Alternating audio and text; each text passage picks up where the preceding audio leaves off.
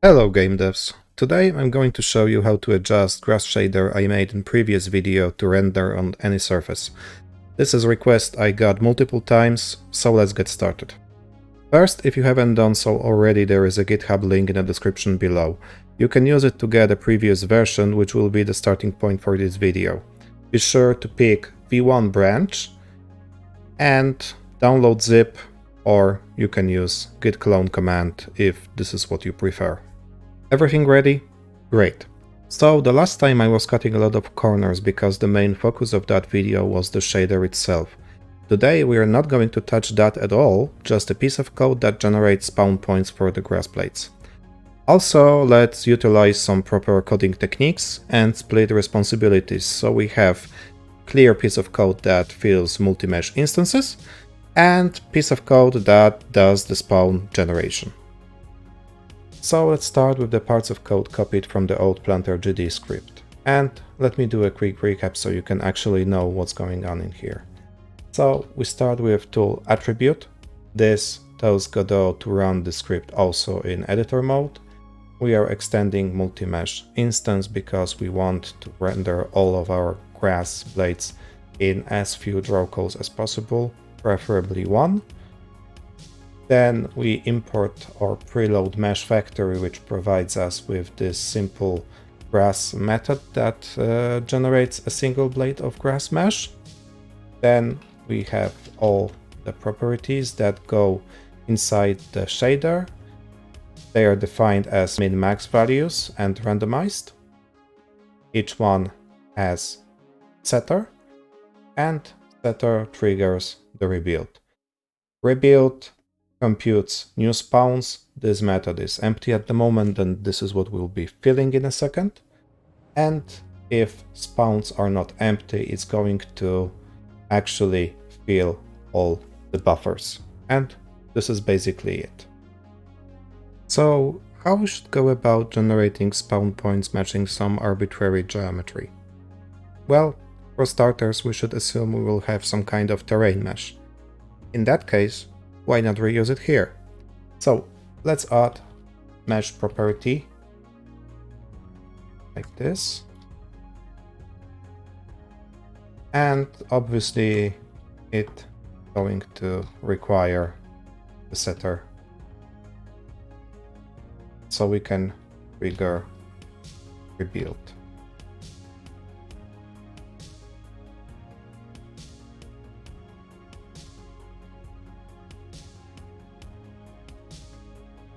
We are going to need some kind of terrain mesh. If you already have one, you can use that. If you don't feel like doing it at all, you can just grab one from v2 branch from GitHub.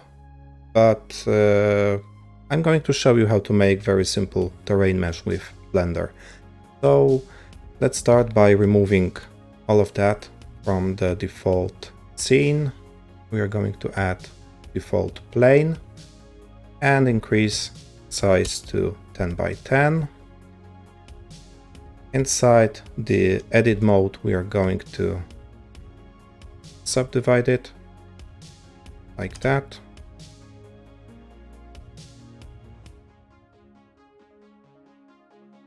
And once this is done, we can just jump to sculpt mode and start going crazy.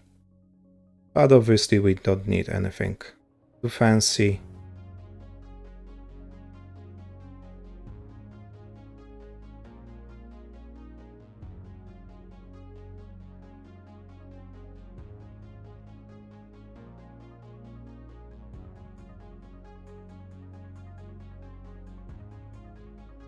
Yeah, seems okay. And last thing we want to do is change shading to smooth. And let's export it as obj file. And let's move it inside the project. And we are back inside the Godot. As you can see, I have already added terrain mesh to our project. And now we can remove these two nodes and replace it with mesh instance. This will be our terrain node. Let's assign the mesh to it and also the floor material. And we should parent to it multi-mesh instance. This will be our grass node. It needs script, grass material, and as you can see here we have our additional mesh property, which should also be terrain. This way we are kind of sharing the data between these two nodes. This could be automated, but I wanted to make it manual so you can see exactly what happens here. And also, as you can see, nothing happened. This is because our spawn generation code is not filled yet, and this is what we are going to do now. We should start by checking if mesh exists. If it doesn't, we return the empty set. Otherwise, we declare spawn list, surface, which we are going to grab from the mesh. And you can think of surface as submesh. But since our mesh has only one submesh, we just grab the first one and call it a day. We need positions from the surface. They're stored in pool vector3 array. This is highly optimized array for storing vector3. And we are accessing that this way. You can access any type of data from the mesh. It can be normals, texture coordinates, whatever you need. And since we have positions, we can just loop for every position in positions, compute rotation around y-axis. This is exactly what we used to do in previous example, but I'm not going to improve it just now.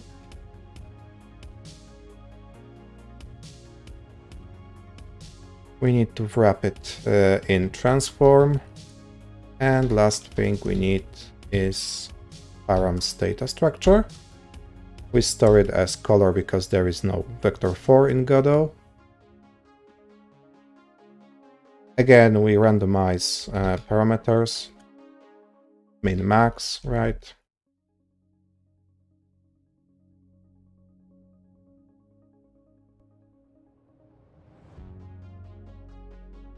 Right, and select rat. Okay, pitch goes first. Probably we should reverse the order of the parameters, exported parameters, because it's a bit misleading.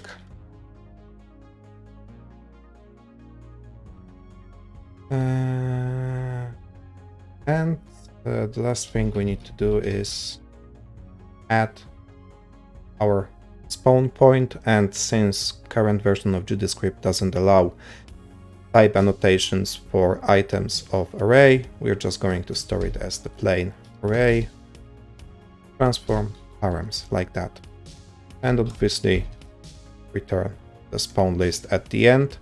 If you are wondering about this, why this is stored like this and what happens with that, you can check this out. Here we store transform and params, and here for every spawn we extract transform and params. This is very simple idea. As you can see, we have grass sprouts across entire terrain, and they seem to be working correctly. They're following the curvature of terrain and all of that. But if we go into the wireframe mode, you can see they're placed only on top of the vertices of terrain mesh, which is not great because we cannot make this grass any denser. To make this grass denser, you would have to make the terrain mesh denser, which is absurd. You don't want to do that, but we can work with that. All we need to do is, for every triangle or face of our mesh, we need to compute number of random spawn points on the surface of these triangles.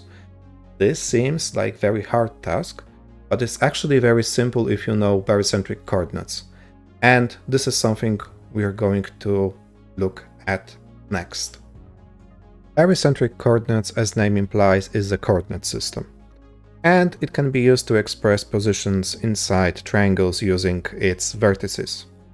Not only positions, normals, colors, actually whatever can be interpolated can be used with barycentric coordinates. So barycentric coordinates are 3 numbers. The only rule is that they need to sum up to 1. So basically what you're going to compute with that is weighted sum of 3 vertices. As you can see in this example, we have this blue dot which indicates the barycentric coordinates, which are then transformed into real XYZ coordinates using A, B, and C real coordinates. To illustrate this better, let's move our blue point exactly to the A vertex. As you can see, the first component is 1 or 100%, and others are 0. And our computed coordinate is same as A coordinate. And obviously the same thing happens for other vertices. And obviously the middle point is centroid. And incidentally, if you would ever look at the centroid formula, it's A plus B plus C divided by 3. So you can start with this formula and get to this XYZ chords transformation formula. It's pretty cool, but probably beyond the scope of this example. So what we need to do to actually generate the point on the triangle surface, random point on the triangle surface. What happens when we click this randomize button? Well, all we need to do is compute random 3 numbers which sum up to 1. This is all we need to do to get valid barycentric coordinates, and then we just need to use this formula to actually transform it into the real value. And we will be doing this for positions and normals because we actually want to angle our grass towards perpendicular to the slope actually. So I think there is nothing more to say here. Let's go back to the main project and let me show you how to do just that. Let's make another script. We shall call it grass factory. This is because I want to move all the grass generation outside of this main grass component, because we will have a lot of utility functions, and to be honest, I don't want to pollute this main component space with all of that. Let's start with first function that will generate random barycentric coordinates. So we want a random number from 0 to 1.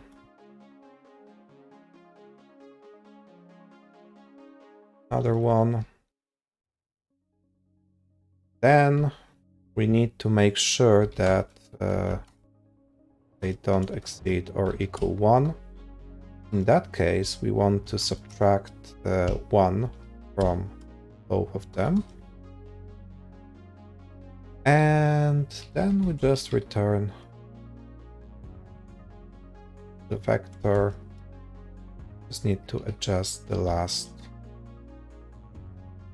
component like this, and this should be it. Next, let's write another function. This time it will convert barycentric coordinates to real value, whatever this might be. For example, positions. And actually we are only going to use vector 3, so it's easy. We can just write one utility function and we won't have to repeat all this code again and again.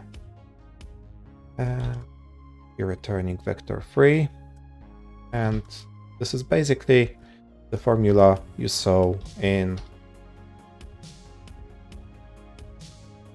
the barycentric example I showed you a second ago.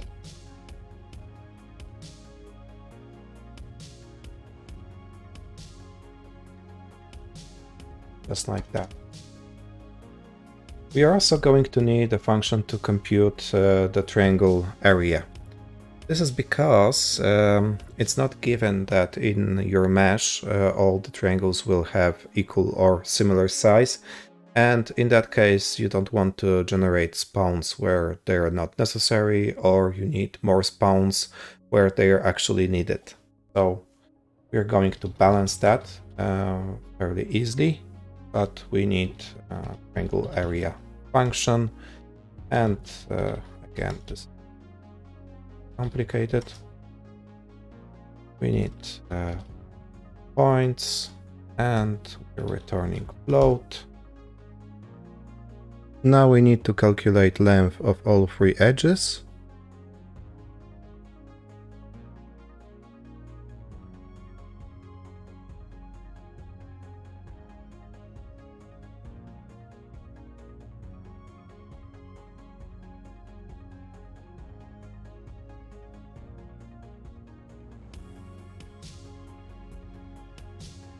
And now we plug this in to the regular geometric formula for getting area of triangle.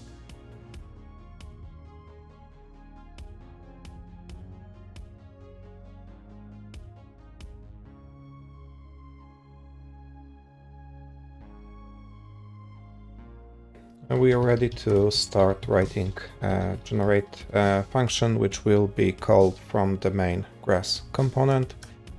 We need to pass all the data that is set up in the component.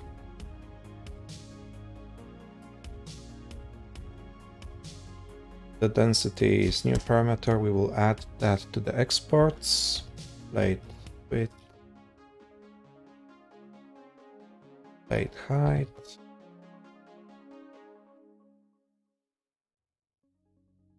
and sways.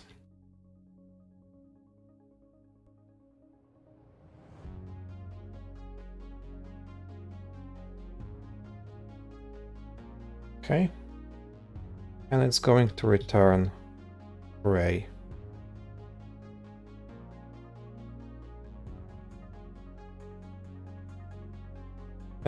So now I'm not going to type everything from scratch. I'm going to reuse this existing function because it really doesn't really make sense to type all of that again. We need to make small adjustments because in here we have this p prefix.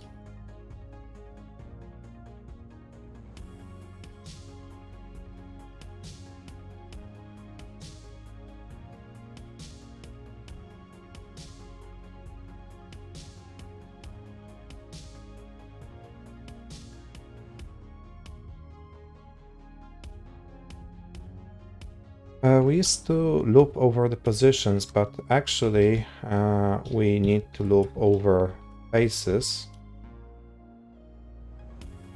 And to do that, we need to access the index array. So every three numbers in this array make up the single face, and these numbers are actually positions in those arrays, in positions, normals, and so on. So let's start modifying this. Now we are be looping over indexes in range of 0, indices, size, and step 3. We want to grab those indices.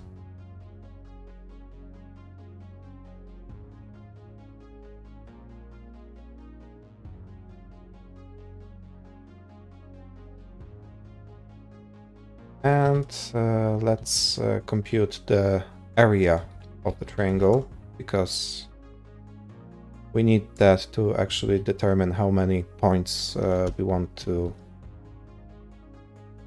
set up. Pawns, I should say. right? And knowing the area, we can compute blades per face. This will be integer round area multiplied by p density. And now we can just move in range from 0 to blades per face. I'm underscoring this because we won't be using this variable. And now it's time to actually generate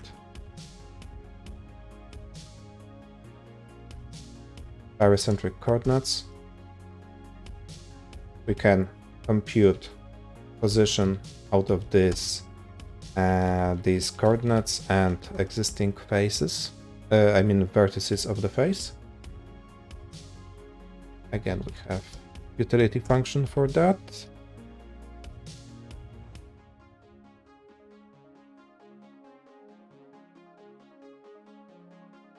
Right.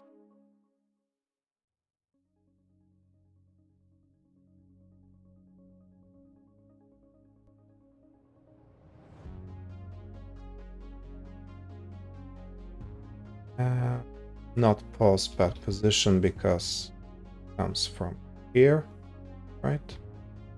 Okay, now we can actually hook up our new generate method here in this grass.gd script.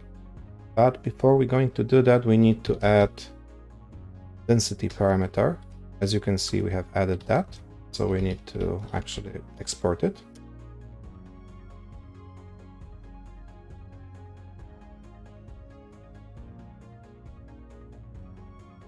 And we need setter for that.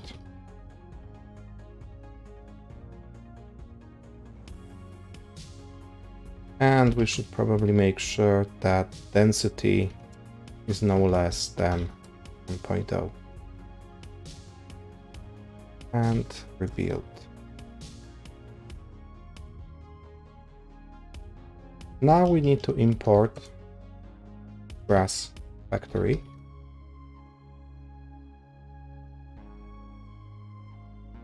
And with that, we can actually get rid of this entire method. We don't need it anymore. And we call generate here, and we just need to pass in all parameters. So it's mesh, density, blade width, blade height, and sways.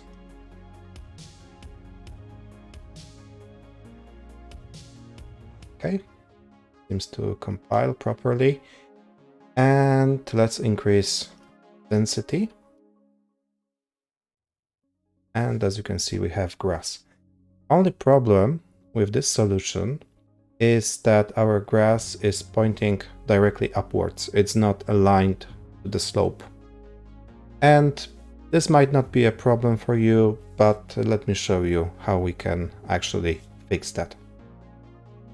So we're going to need a way to angle our blade of grass towards some specific direction. This direction is actually very trivial to calculate because, as you can probably remember, we can use barycentric coordinates not only with positions, but also with normals. So if we use normals instead of positions with this method right here, we're going to get interpolated normal at some specific barycentric coordinates on the triangle surface. We need to create another method. This one is going to compute the rotation between two normals. We will call that arc. So we need to pass in normal from. In our case, this will be vector 3 up, and normal 2, which will be whatever we get out of this method. And we will be returning quaternion, and we should start by computing dot product.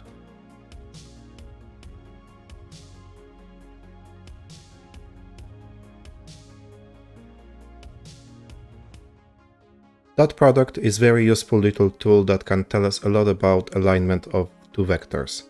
So if dot product is 1, this means that two vectors are parallel and pointing in the same direction. If dot product is -1, this means that two vectors are parallel but pointing into opposite directions.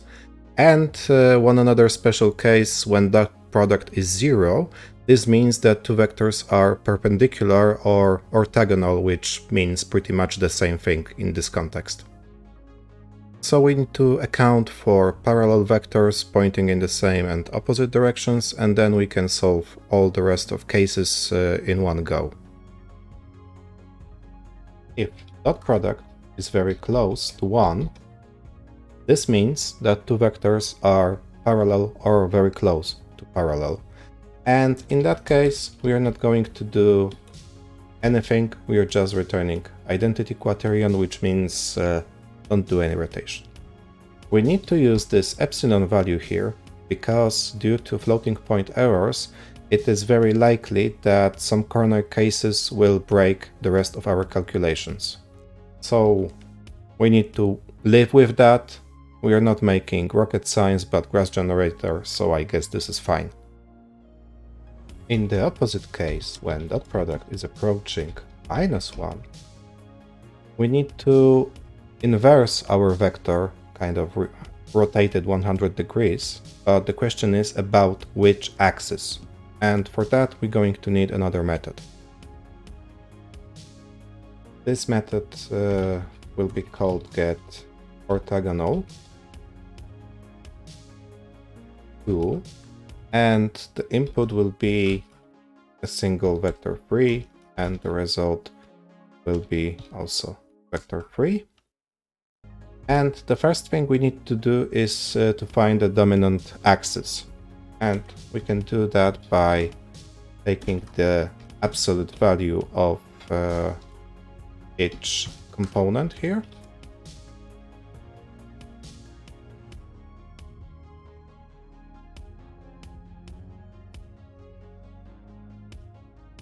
And now we just need the result here.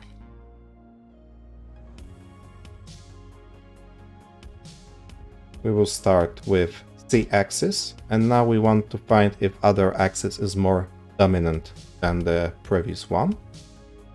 So we need to check if x is more than y and x is more than z.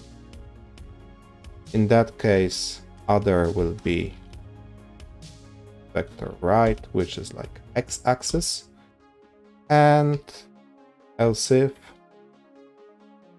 y is more than z, this means that other will be vector 3 up, which is y-axis. And since now we have the dominant, we can just do cross product between these two. So this gives us the orthogonal, and with that we can actually return quaternion get orthogonal to p normal from and I. And finally, we can compute cross product between normal from and p normal to, and this can be used to construct quaternion. So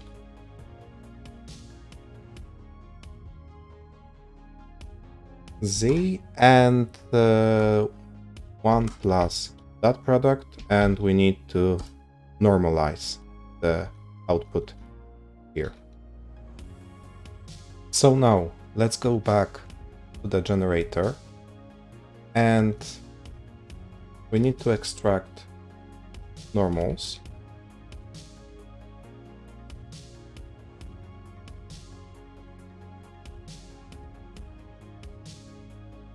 With that, we can actually compute the normal at the position we just randomized.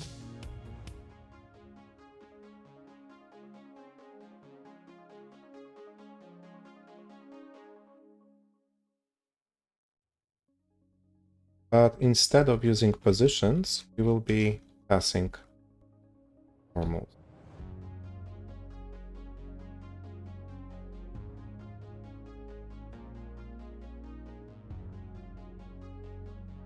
And now we can compute the second transformation, second quaternion. And, sorry, this is quad from, shortest arc. And the from vector is vector up, because this is what we are starting with.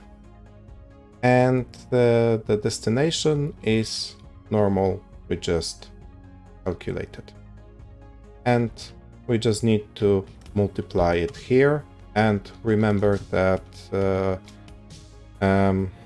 quaternion multiplications don't alternate. I mean, if you do it in opposite order, you will get different quaternions. So if you get something weird after doing this, this means that you need to reverse the order. And let's see how it works. So this is it. I really hope you have enjoyed it. The project files will be linked below, and if you haven't seen the previous video and you want to learn about the shader part of this demo, you might want to check it out. I have put timestamps in so you can skip parts which are no longer relevant. And speaking of demos, the next video in this series will be dealing with making this entire thing usable in the real project. This basically means we need to generate grass in chunks around the viewer, handle how they fade in and out as viewer moves around, and possibly some kind of spawn batching, because doing it per blade is not really practical. Anyway, see you in the future videos. Happy coding!